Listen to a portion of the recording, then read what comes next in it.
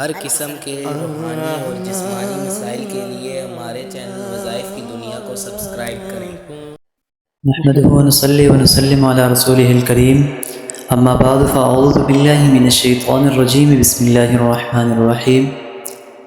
اگر آپ ٹینشنوں اور پریشانیوں کا شکار ہیں اور قلبی سکون چاہتے ہیں، برکتیں اور رحمتوں کے متلاشی ہیں، تو سورہ کوثر کا یہ ایک چھوٹا سا وظیفہ اس طریقے پر کر لیں اور اس کا معمول بنا لیں۔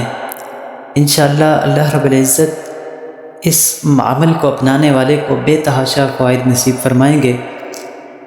ایسا عمل کرنے والا شخص کبھی مالی لحاظ سے کسی پریشانی کا شکار نہیں ہوگا۔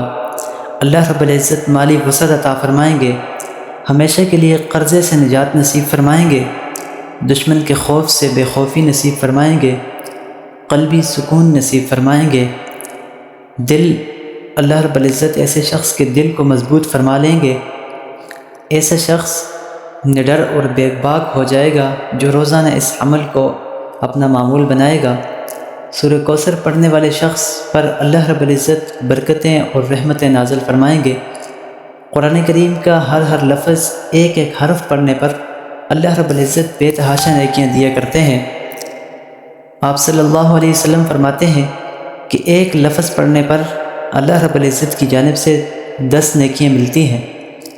اور آپ صلی اللہ علیہ وسلم فرمایا کہ میں یہ نہیں کہتا کہ الف لام میم یہ ایک حرف ہے، بلکہ الف الگ حرف ہے، لام الگ حرف ہے، میم الگ حرف ہے۔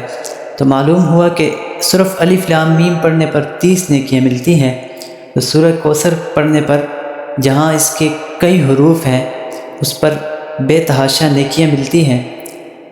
اور اگر رات کو کوئی شخص پڑھ کے سو جائے تو اللہ رب العزت ایسے شخص کو غافلین میں شمار نہیں کریں گے۔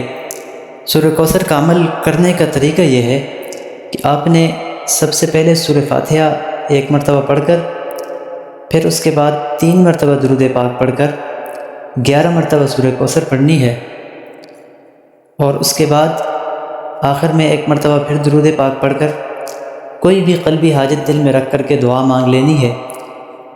اللہ رب العزت اس عمل کی برکت سے بے تحاشا فوائد بھی دیں گے، اور بے تحاشا بہت ساری ایسی چیزوں سے آپ کی حفاظت فرمائیں گے جو انسانی زندگی میں انسان کے لیے نقصان دہ ثابت ہوا کرتی ہیں۔